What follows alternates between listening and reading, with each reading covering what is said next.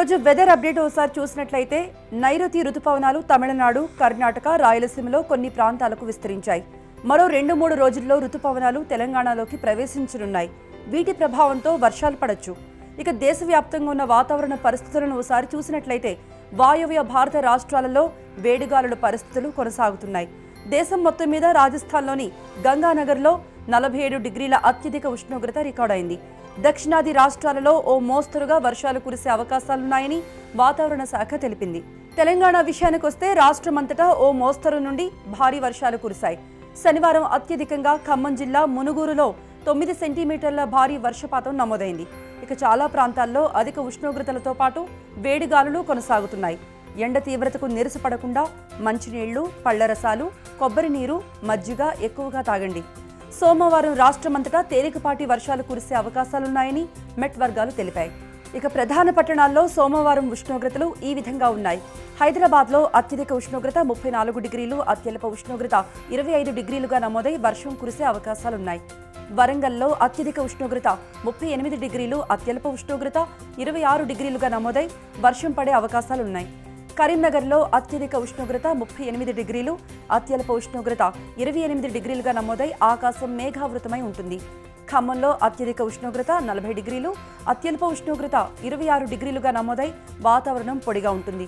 తెలంగాణ విషయానికొస్తే ఆదివారం నల్లగొండలో 44 డిగ్రీలు అత్యధిక ఉష్ణోగ్రత నమోదైంది. మిగతా ప్రాంతాల్లో అత్యధిక ఉష్ణోగ్రతలు ఈ విధంగా ఉన్నాయి. మహబూబ్ నగర్ 40, నిజామాబాద్ 42, ఆదిలాబాద్ 42, రామగుండం 43, భద్రాచలంలో 42 డిగ్రీలుగా నమోదయ్యాయి. ఆంధ్రప్రదేశ్ విషయానికొస్తే విశాఖపట్నం, గోదావరి జిల్లాలతో పాటు అనంతపురం, కర్నూలు జిల్లాలో వర్షాలు కురిశాయి. కర్నూలు జిల్లా నంద్యాలలో 5 సెంటీమీటర్ల అధిక వర్షపాతం నమోదైంది. శ్రీకాకుళం, తూర్పు గోదావరి సహా దక్షిణ కోస్తాంధ్రలో కొన్ని చోట్ల వడగాలులు వీస్తున్నాయి. రాయలసీమలో 1-2 ప్రాంతాలు మినహా అన్ని జిల్లాల్లో సాధారణ ఉష్ణోగ్రతలు నమోదవుతున్నాయి. సోమవారం రాష్ట్రం అంతటా ఈదురుగాలులతో కూడిన ఓ మోస్తరు వర్షాలు కురిసే అవకాశాలున్నాయని వాతావరణ శాఖ తెలిపింది. ఇక ప్రధాన పట్టణాల్లో సోమవారం ఉష్ణోగ్రతలు ఈ విధంగా ఉండొచ్చు. విశాఖపట్నంలో అత్యధిక ఉష్ణోగ్రత 37 డిగ్రీలు, అత్యల్ప ఉష్ణోగ్రత 29 డిగ్రీలుగా నమోదై వాతావరణం పొడిగా ఉంటుంది.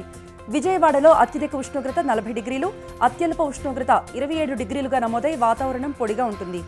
కర్నూలులో అత్యధిక ఉష్ణోగ్రత 38 డిగ్రీలు, అత్యల్ప ఉష్ణోగ్రత 27 డిగ్రీలుగా నమోదై ఆకాశం మేఘావృతమై ఉంటుంది. తిరుపతిలో అత్యధిక ఉష్ణోగ్రత 40 డిగ్రీలు, అత్యల్ప ఉష్ణోగ్రత 28 డిగ్రీలుగా నమోదై వాతావరణం పొడిగా ఉంటుంది. ఆంధ్రప్రదేశ్ విషయానికొస్తే ఆదివారం తిరుపతిలో 43 డిగ్రీల అత్యధిక ఉష్ణోగ్రత నమోదైంది. మిగతా ప్రాంతాల్లో ఉష్ణోగ్రతలు ఈ విధంగా ఉన్నాయి. అనంతపురం 39, కర్నూలు 41, కాకినాడ 39, బాపట్ల 36, నెల్లూరులో 41 డిగ్రీల సెల్సియస్గా నమోదైంది.